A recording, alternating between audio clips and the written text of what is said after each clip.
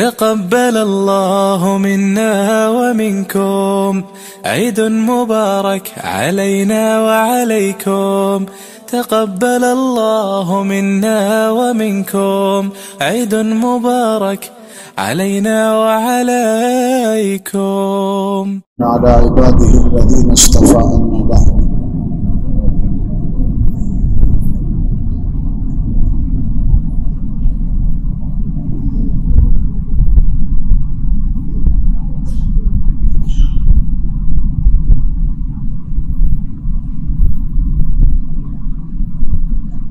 ঈদের দিনের সবচেয়ে বড় খুশি হলো হাদিসে পাকের মধ্যে আসছে রমজান মাসে যারা রোজা রাখছে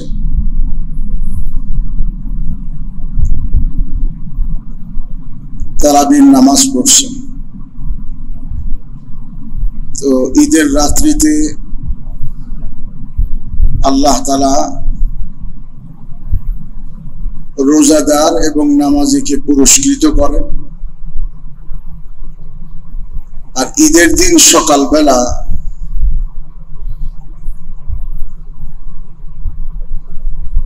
মুমিন তার ঘর থেকে ঈদগাহে বা ঈদের নামাজ পড়ার জন্য যখন বের হয় তো রমজানের রোজা তারাবি এবং শবে কদর ও ঈদের রাতের ইবাদতের মাধ্যমে তার সকল গুনাহ মাফ হয়ে যায় আর সে গুনাহমুক্ত হয়ে ঈদগাহের দিকে আসে। এটা হলো মুমিনের সবচেয়ে বড় খুশি আর এইটাই হলো ঈদ।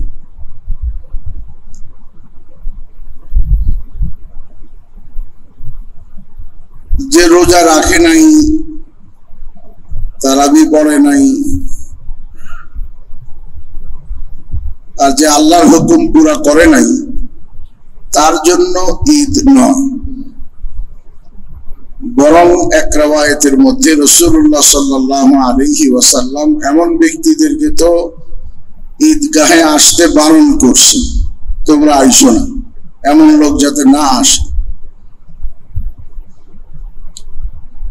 তাহলে ঈদের খুশিটা আখিরাত কেন্দ্রিক, দুনিয়া কেন্দ্রিক নয়। মুসলমানের মুমিনের সকল আনন্দ খুশি আখিরাতকে কেন্দ্র করে, দুঃখ বেদনাও আখিরাতকে কেন্দ্র করে। কারণ দুনিয়াটা সাময়িক, ক্ষণস্থায়ী, দুনিয়ার সমস্যাটাও তেমন বড় কোনো সমস্যা নয়, আর দুনিয়ার খুশি আর আনন্দটাও তেমন বড় কিছু নয়, অল্প সময়ের মধ্যেই ফুরিয়ে যায়। অনেক মজাদার খাবার মাত্র কয়েক মিনিটের মধ্যেই এটা খাওয়ার পরে তার কাছে এটা বিষাদ মনে হয়।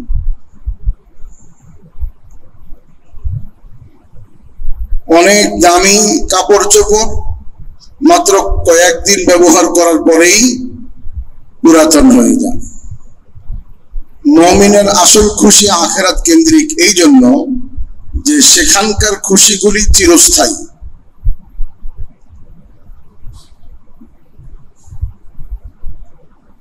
তো ঈদের খুশিটাও আখিরাত কেন্দ্রিক,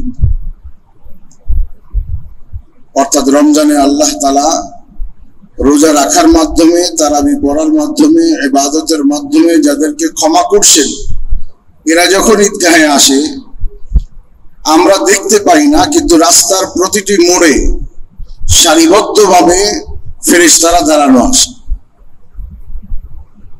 এবং মুমিনের আগমনকে তারা ইস্তেকবাল করেন, সংবর্ধনা জানান এবং আল্লাহ তাআলা ফেরেশতাদেরকে নিজের বড়ত্ব, মহত্ব, ইজ্জত, প্রতাপ, প্রভাবের কসম করে বলেন যে আমি এদেরকে ক্ষমা করে দিলাম। এর এই অবস্থায় ফিরে যাবে ঘরে ঈদের নামাজের পর, যেদের কোনো গুনাহ নেই। এর চেয়ে বড় আনন্দের আর কোনো বিষয় হইতে পারে না।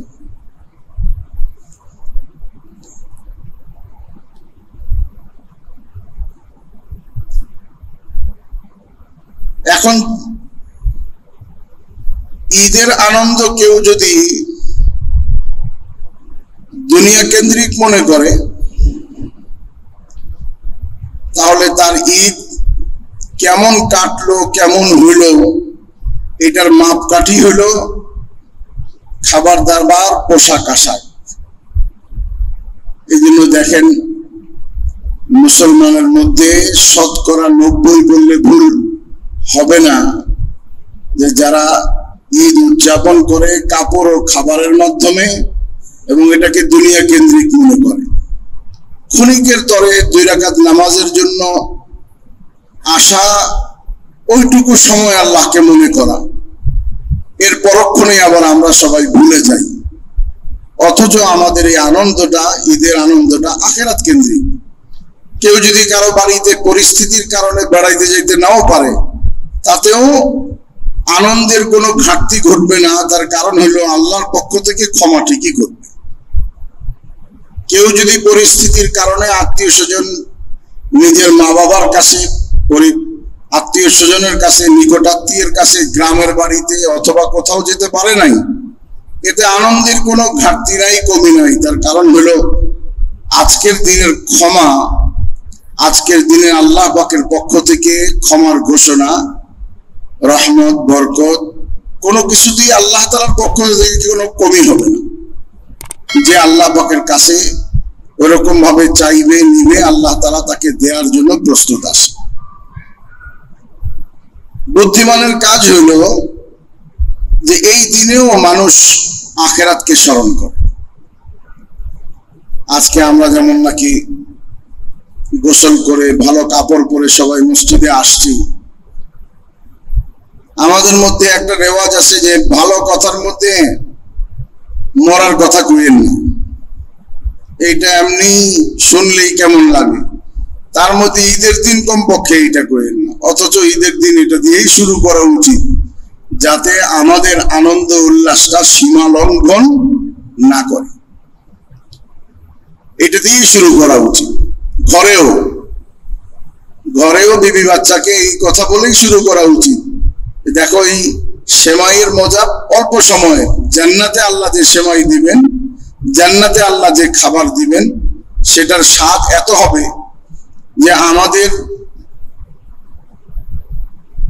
সন্তানাদি এবং আমরা এদেরকে বোঝানোর জন্য বলবে যে আমাদের জন্মের পর থেকে একজন বৃদ্ধ মানুষ যদি বলে যে এই বয়স পর্যন্ত এখনো পর্যন্ত জান্নাতে একবার খাওয়াই শেষ হয় নাই, এক বেলা হিসেবে আমরা যদি ধরি, দৈনিক 3 বেলা, শহরের মানুষ 6 বেলা খায়, তো একবার খাওয়ার টাইমই আমাদের পুরা হয় নাই এখনো।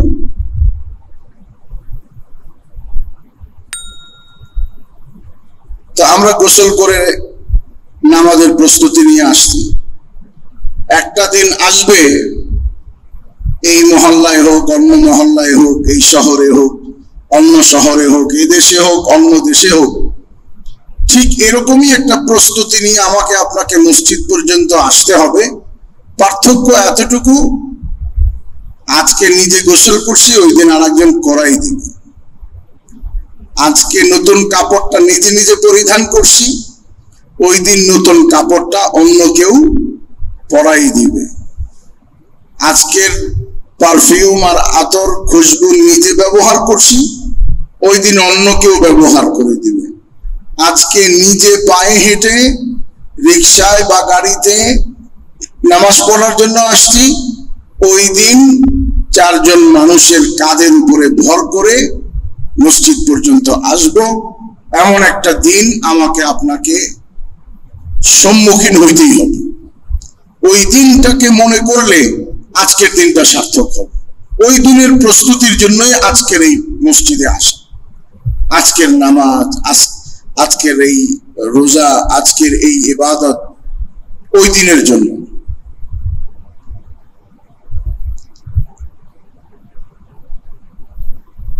এই জন্য আল্লাহ তাআলা আমাকে আপনাকে তৌফিক দান করেন, যাতে আমাদের ঈদটা সত্যিকার ভাবে ঈদ হয়।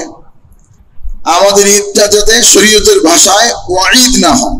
ওয়াঈদ বলা হয় কোন জিনিসের মন্দ অবস্থা, ভয়, ভীতি প্রদর্শন, আর ঈদ হইল খুশি। নাফরমানির মাধ্যমে যাতে আমাদের ঈদ উদযাপন না হয়। তাইলে এরকম হলো যেমন ডায়াবেটিক্সের রোগীর চিকিৎসা চিনির মাধ্যমে করা হলো, এতে কষ্ট বাড়বে, কমবে না।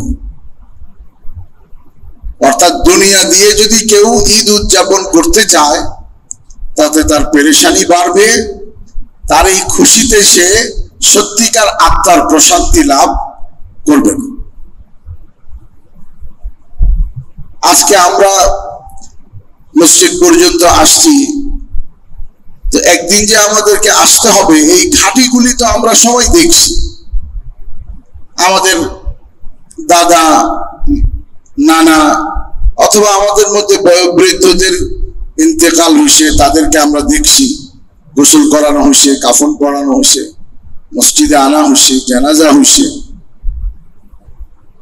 এরই মধ্যে আমাদের এই রমজানের মধ্যে প্রত্যেকেরই দেখেন চিন্তা করে কোনো না কোনো পরিচিত লোক কবরে চলে গেছে।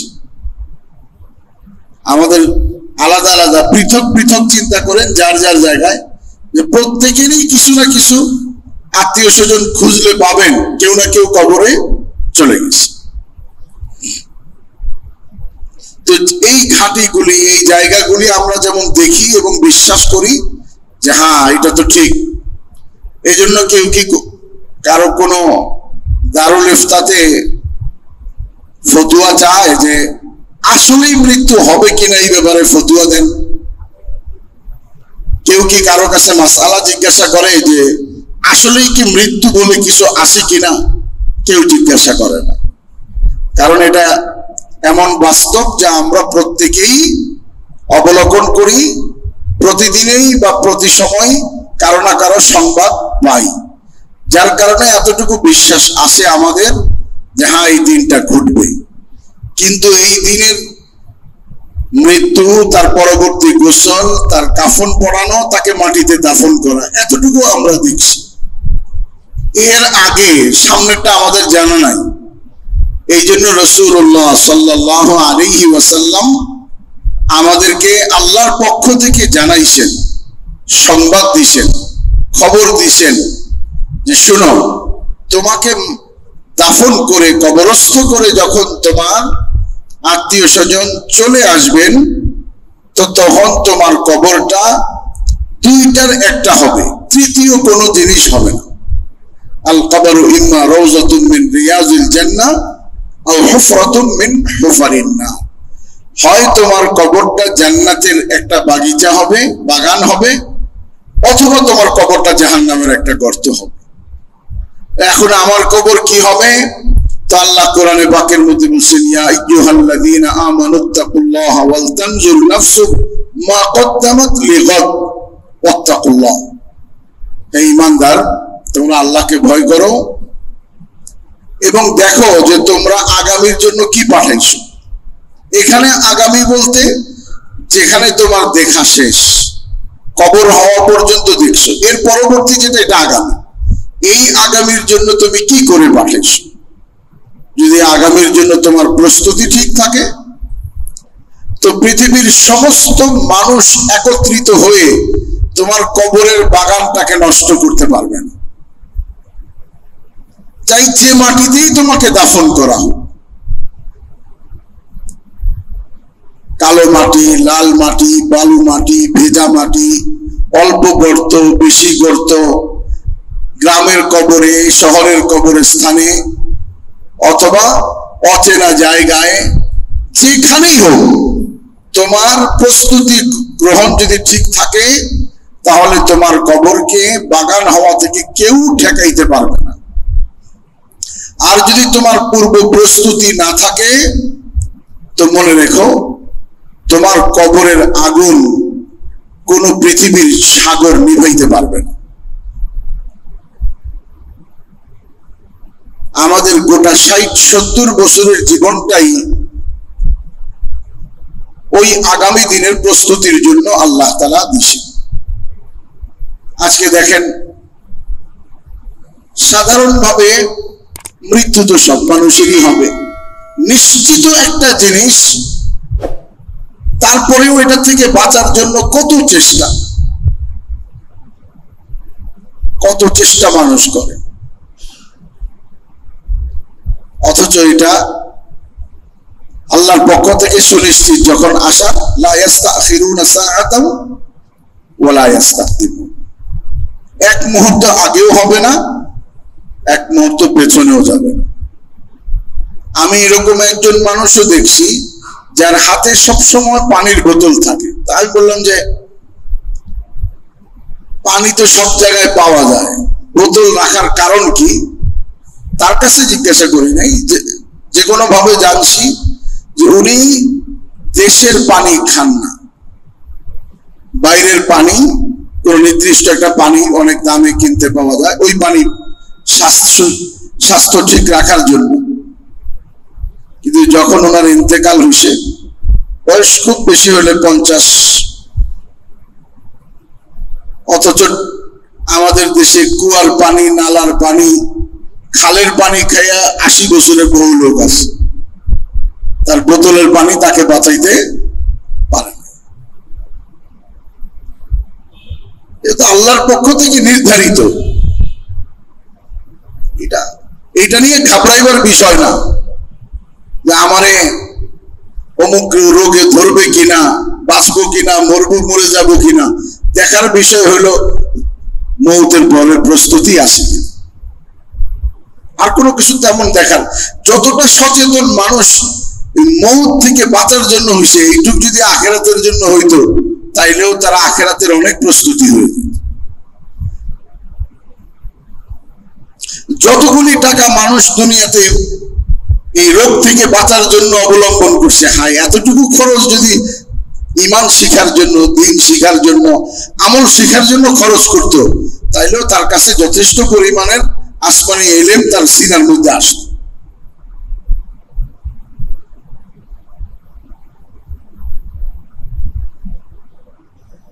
এই জন্য বুদ্ধিমান তারাই যারা আখিরাতের প্রস্তুতি গ্রহণ করে। মৃত্যু তো সময় মতো যখন আসার তখন এসেই যাবে। ইমাম মালিক রাহমাতুল্লাহি আলাইহি, উনি মদিনার বাসী ছিলেন, মদিনাতেই থাকতেন, মদিনাকে ভালোবাসতেন, এবং ওনার ফিকহ শাস্ত্রে মাসআলা নির্ধারণ করার ক্ষেত্রে ওনার মৌলিক বিষয় ভিত্তি ছিল বিতর্কিত বিষয়ে উনি দেখতেন মদিনাবাসী কি বলেন, মদিনাবাসীর আমল কেমন। মদিনাকে খুব ভালোবাসতেন এবং চাইতেন যে ওনার মৃত্যু যাতে মদিনায় হয়, মদিনার বাইরে না। তো একবার রাসূল করিম সাল্লাল্লাহু আলাইহি ওয়াসাল্লামকে স্বপ্নে দেখে জিজ্ঞাসা করলেন, ইয়া রাসূলুল্লাহ, আমার মৃত্যু কবে হবে? যদি আমার জানা থাকতো তাইলে কখনো কখনো বাইরে যেতে পারতাম নিশ্চিন্তে। এখন তো ভয়ে যাই না, কোথায় যাব, মদিনার বাইরে মৌত হয়ে যাবে। হুজুর তাকে 5 আঙ্গুল দেখাইছেন। ঘুম থেকে ওঠার পরে চিন্তায় পড়ে গেলেন, 5 ঘন্টা না 5 দিন না 5 সপ্তাহ না 5 মাস না 5 বছর। বিখ্যাত স্বপ্নের তাবির কারক ইবনে সিরিন রাহমাতুল্লাহ আলাইহির কাছে উনি বার্তাবাহক পাঠালেন, লোক পাঠাইলেন, কাসিদ পাঠাইলেন, জিজ্ঞাসা করো এর তাবির কি, তবে আমার নাম বলবে না। বলার পরে লোক গেল, গিয়ে জিজ্ঞাসা করছে, ইবনে সিরিন রাহমাতুল্লাহ জিজ্ঞাসা করছেন এই স্বপ্ন কে দেখছে? এটা তো বলতে না করছে, না বললে তাবিরও করা যাবে না। বাধ্য হয়ে বলছেন, বলছেন হযরতকে গিয়ে বলবে হুজুর সাল্লাল্লাহু আলাইহি ওয়াসাল্লাম ইশারা করে বুঝাইছেন 5টা জিনিস কারো জানা নেই। তার মধ্যে একটা হলো বিআইয়ি আরদিন তামুত, কোন জায়গায় কখন তার কার মৃত্যু হবে এটা কেউ বলতে পারে না, এটা আল্লাহর পক্ষ থেকে নির্ধারণ করা আছে। কতবার চোখের পলক ফেলবে এটাও নির্ধারণ করা আছে। এই জন্য কারো কারো মৃত্যু হয় চোখ খোলা অবস্থায়, কারো কারো মৃত্যু হয় চোখ বন্ধ অবস্থায়। চোখ খোলা থাকলে আর একজন হাত দিয়ে বন্ধ করে দিতে হয়, তখন তার আর চোখ বন্ধ করার শক্তি থাকে না। এটা নিয়ে এত চিন্তা করার, এত গবেষণা করার কিছু নাই। আখিরাত নিয়ে চিন্তা করা দরকার। আল্লাহ আমাকে আপনাকে সকলকে তৌফিক দান করেন। ঈদের আজকের দিন যার কাছে যাকাত পরিমাণ মাল আছে, অর্থাৎ সারা বছর খাওয়া পড়ার পরে প্রয়োজনীয় জিনিসপত্র ও ঋণ পরিশোধ করার পর যার কাছে এই জামানায় 50,000 টাকা আছে, চাই বছর হোক না হোক, তাহলে তার উপরে ফিতরা ওয়াজিব। নিজের পক্ষ থেকে নিজের নাবালেগ সন্তান ও স্ত্রীর পক্ষ থেকে আদায় করবে। কতটুকু আদায় করবে, কাকে দিবে, পরিমাণ হলো হুজুর সাল্লাল্লাহু আলাইহি ওয়াসাল্লাম যে হাদিসের বর্ণনায় পাওয়া যায়, হুজুর 5 জিনিসের কথা বলছি: গম, জব, কিশমিশ, খেজুর, পনির। এই 5 জিনিসের মাধ্যমে কতটুকু, গম হইলে ওই সময়কার একটা মাপ,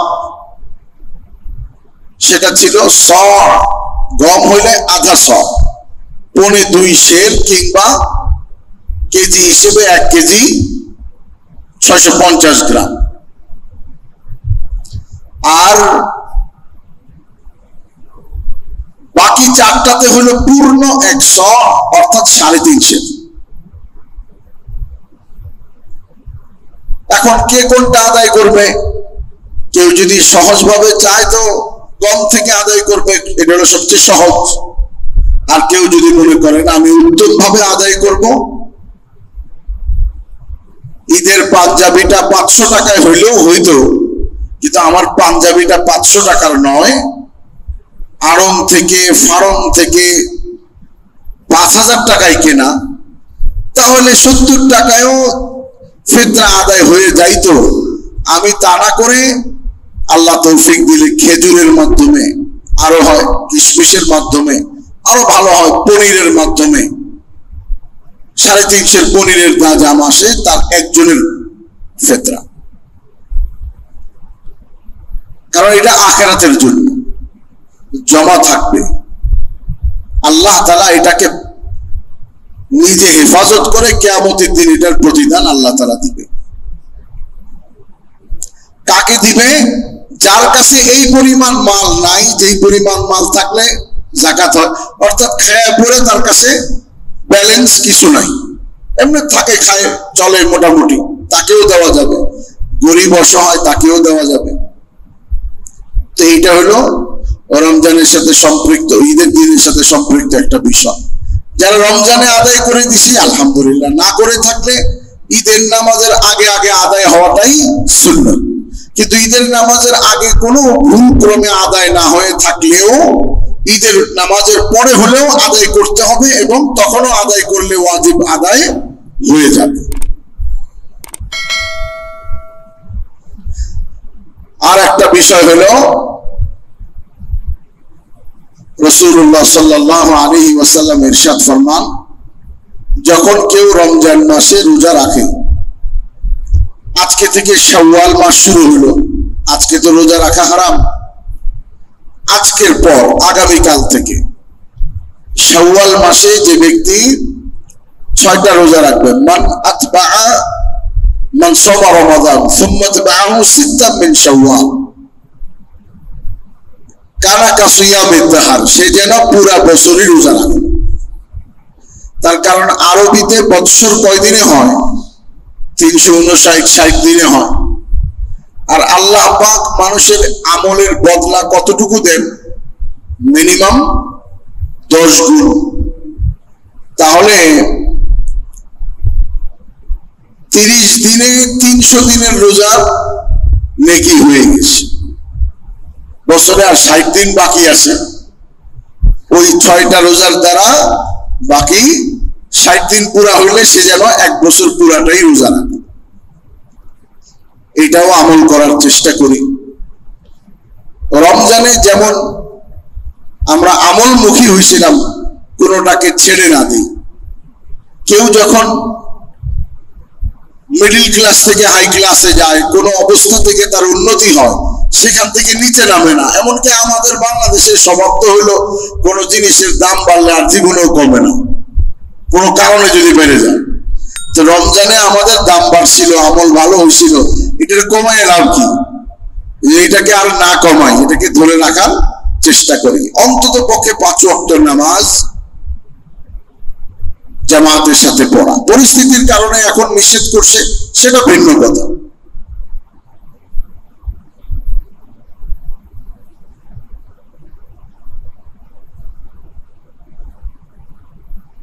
বর্তমানে এই পরিস্থিতি ইনশাআল্লাহ এটা থাকবে না।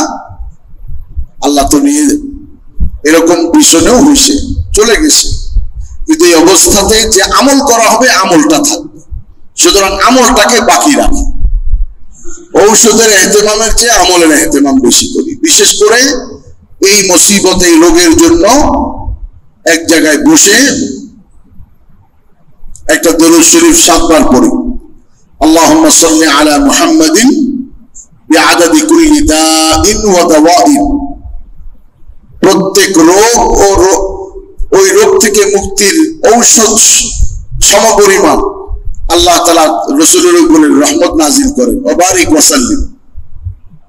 এরপরে 7 বার সূরা ফাতিহা, 7 বার সূরা ইখলাস, ফালাক, নাস পড়ে আবার 7 বার এই দরুদ শরীফ পড়ে দোয়া করতে পারে। আল্লাহুম্মা ইন্নী আউযু বিকা মিনাল বারাসি ওয়াল জুনুনি ওয়াল জুযাম ওয়া মিন সাইয়্যিল আসকাম। এই দোয়া বেশি থেকে বেশি পড়তে পারি। ঘর থেকে বের হইতে বিসমিল্লাহি তাওয়াক্কালতু আলাল্লাহ লা হাওলা ওয়ালা কুওয়াতা ইল্লা বিল্লাহ পড়ে বের হই, তাহলে ফেরেশতা হেফাজত আল্লাহর পক্ষ থেকে মুহাফিজ হয়ে যায়। আল্লাহ পাক আমাকে আপনাকে সকলকে আমল করার তৌফিক দান করেন। ঈদের সাথে সম্পৃক্ত সালাম মুসাফা, ঈদের নামাজের সাথে মুআনাকা, এটার সম্পর্ক আগে থেকেই নাই। এখন তো এমনি ডরে করবেন না, আমি তো আগে থেকেই বলতেছিলাম, আমরা আরো অনেক আগ থেকেই, যে ঈদের নামাজের সাথে এটা সম্পর্ক না। মুআনাকা করা, ঈদের নামাজ পড়েই একজন এখন করেন, এখন ডরেও করবো না। মুসাফাই করে না, মুআনাকা করবে, মৌতের কি ডর। আল্লাহ পাক আমাকে আপনাকে সহি জিনিসকে বুঝবার ও তার উপর আমল করবার তৌফিক দান করেন। ঈদের নামাজের তরতিব হলো, ঈদের নামাজের কোনো আজান নাই, ইকামত নেই। নামাজে দাঁড়ায় নিয়ত করব যে এই ইমামের পেছনে অতিরিক্ত 6 তাকবীরের সাথে 2 রাকাত ওয়াজিব নামাজ, ঈদের নামাজ আদায় করার নিয়ত করতেছি। আল্লাহু আকবার। নিয়ত বাঁধার পরে প্রথমে আমরা যে নামাজে সানা পড়ি, এই সানা পড়ব। সানা পড়ার পরে ইমাম যখন আল্লাহু আকবার বলবেন, তখন আমরা কানের লতি পর্যন্ত হাত উঠাবো এবং হাতটা ছেড়ে দিব একবার। আবার যখন তাকবীর বলবেন, দ্বিতীয়বার হাত উঠাবো, হাত ছেড়ে দিব 2 বার। আবার যখন আল্লাহু আকবার বলবেন, হাত উঠাবো, এবার বেঁধে নিব 3য়-বার, স্বাভাবিক। এরপরে যথারীতি নামাজ হবে। 3য় রাকাতে গিয়ে কেরাতের পর ইমাম তাকবীর বলবেন, তারপর রুকুতে না গিয়ে হাত উঠায়ে হাত ছেড়ে দিব 1 বার, 2 বার, 3 বার। 4র্থবার তাকবীর দিয়ে রুকুতে যাব। নামাজ, বাকি নামাজ 2 রাকাত নামাজ যেভাবে পড়ি এইভাবে হবে। নামাজের পরে খুতবা হবে, খুতবা শুনে তারপরে আমরা যাব। অনেকে মাসআলা জিজ্ঞাসা করে বাড়িতে নামাজ। এখন তো আল্লাহু আকবার, সময় নাই, সময় হয়ে গেছে। স্বাভাবিকভাবে কেউ যদি রোগাক্রান্ত হয় আর নেটের থেকে ঔষধ খাওয়া শুরু করে, তো ইনশাআল্লাহ কবরস্থান বড় হবে, চিন্তা করেন। সুতরাং মাসলাও যারা শুধুমাত্র এখন মোবাইল থেকে শিখে শিখে আমল করে, তো সে তার সঠিক জায়গাতে গন্তব্যস্থলে সে পৌঁছতে পারবে। ব্যক্তির উপরে, অবস্থার উপরে, মাসলাকের উপরে, মতবাদের উপরে, কত কিছুর উপরে মাসলা নির্ভর করে। ঈদের নামাজ ঘরে ঘরে আদায় করা, এটা ঈদের নামাজের সাথে তামাশা করা। এটা তো ইসলামের একটা জৌলুস প্রতীক। হ্যাঁ, পরিস্থিতির কারণে পাওয়া যাচ্ছে না ঈদগাহে, বিল্ডিং এর নিচে বড় জামাত করে অথবা কোনো খোলা একটা মাঠে অথবা কোনো গ্যারেজে গাড়ি বাড়ি করে পরিস্থিতি, কিন্তু ঘরে ঘরে ঈদের নামাজ এটা নতুন আবিষ্কার। যাই হোক, এটা আপনাদের বললাম না, আপনারা তো নামাজে চলেই আসছে, কাতার সোজা করে না। পরিস্থিতির কারণে মানুষ কষ্টের মধ্যে আসে, এই জন্য আমরা সুযোগ হিসেবে সামান্য দোয়া করে নিব। اللهم صل على محمد النبي الأمي وعلى آله وسلم تسليما اللهم لك الحمد كله ولك الشكر كله بيدك الخير كله إنك على كل شيء قدير اللهم يا حي يا قيوم برحمتك نستغيث اللهم يا حي يا قيوم برحمتك نستغيث اللهم يا حي يا قيوم برحمتك نستغيث يا أرحم الراحمين يا أرحم الراحمين يا أرحم الراحمين يا الله আমরা গুনাহগার, সিয়াকার, খতাকার। রমজানের পর শাওয়ালের প্রথম দিন ঈদের নামাজে একত্রিত হইছি। আজকের এই দিনে আল্লাহ লক্ষ লক্ষ মানুষকে আপনি ক্ষমা করবেন, ফেরেশতারা মুসাফা করবে, ইস্তেকবাল করবে। আমরা গুনাহগার, এই আল্লাহ আপনি আমাদেরকে তাদের অন্তর্ভুক্ত করে নেন। আমাদের যে গুনার কারণে আপনি নারাজ হয়ে আমাদেরকে আল্লাহ করোনা নামীয় এক আযাব আর এক অসুস্থতা আমাদেরকে দিয়েছেন। আল্লাহ বেশক আমরা অন্যায় করছি, গুনাহ করছি, নাফরমানি করছি, আমরা স্বীকার করতেছি, আমরা স্বীকার করে আপনার কাছে তওবা করতেছি। আল্লাহ আপনি আমাদেরকে মাফ করে দেন। এর যে বড় বিষয়, মওত তো একদিন আসি, আখিরাতকে আমাদের সুন্দর করার তৌফিক দান করেন। এই আল্লাহ একদিন মসজিদে আসবো, যেদিন নিজে আসবো না, চারজনের কাঁধে করে নিয়ে আসবে। ওই দিনের আশাটা আজকের আশার চেয়েও যাতে সুন্দর হয়, আজকের চেয়েও গুনাহমুক্ত হয়, এই তৌফিক আল্লাহ আপনি আমাদেরকে দান করেন। আমাদেরকে 5 ওয়াক্ত নামাজ সহকারে আল্লাহ আপনার সমস্ত ফরজ আহকাম পুরা করার তৌফিক দান করেন। আপনার হাবিবের সুন্নাত অনুযায়ী চলার তৌফিক দান করেন। এই আল্লাহ আমাদেরকে ঈমানকে বর্ধিত করার তৌফিক দান করেন। ঈমান বর্ধিত করার জন্য ঈমানের পরিবেশ, ঈমানের আলোচনা করার তৌফিক দান করেন। এই আল্লাহ খাস করে আজকে অনেক মানুষ হাসপাতালে অসুস্থ অবস্থায় আসে। আল্লাহ তাদের পরিবার পরিজন আত্মীয় স্বজন তারাই তাদের কষ্টকে বুঝে। আল্লাহ আপনি তাদেরকে সুস্থ অবস্থায় পরিবার পরিজনের কাছে ফিরায় আনেন। আল্লাহ যাদের আল্লাহ এই রোগে ইন্তেকাল হয়ে গেছে, আপনি তাদেরকে শাহাদাতের বর্তমান নসিব করেন। আল্লাহ আপনি, আমরা দুর্বল, অসুস্থতার এই নিয়ামতকে আমরা বহন করার মতো যোগ্যতা রাখি না। আল্লাহ আপনি আমাদেরকে আমন আমান, হেফাজত, সেহাত ও আফিয়াত দান করেন। আল্লাহ আমাদের মা বাবা ভাই বোন যারা ইন্তেকাল করে কবরে চলে গেছেন, তাদেরকেও আপনি মাফ করে দেন। আল্লাহ আপনি তাদেরকে মাফ করে দেন, তাদের কবরকে জান্নাতের বাগিচা বানিয়ে দেন। আল্লাহ আমরা আজম করি, নিয়ত করি, কিন্তু ঠিক রাখতে পারি না। আল্লাহ আমাদের আজম, আমাদের তওবাকে ধরে রাখতে হলে আপনার সাহায্য দরকার। ছোট্ট বাচ্চা যখন হাঁটা শিখে, হাঁটতে হাঁটতে পড়ে যায়, মা বাপ তাকে আগলে ধরে, তাকে বুকে নেয়, তার হাত ধরে তাকে হাঁটা শেখায়। আল্লাহ আমরা তওবা তো করছি, কিন্তু তওবার রাস্তায় আমরা চলতে জানি না। আল্লাহ আপনি আপনার কুদরতের হাত দ্বারা, মাগফিরাতের হাত দ্বারা, রহমতের হাত দ্বারা আপনি আমাদেরকে চলতে সাহায্য করেন। আমাদের গুনাহকে ক্ষমা করে দেন, আমাদের জীবনকে গুনাহমুক্ত করে দেন।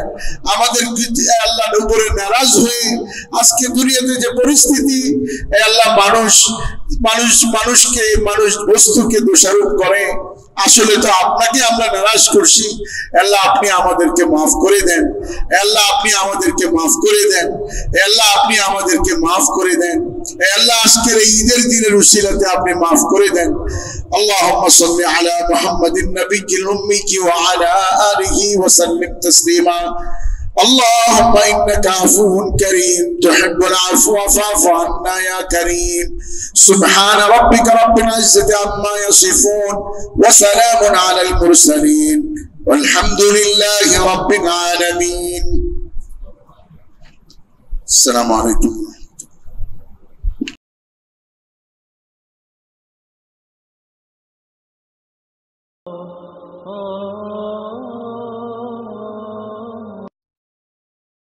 جزاك الله جزاك الله.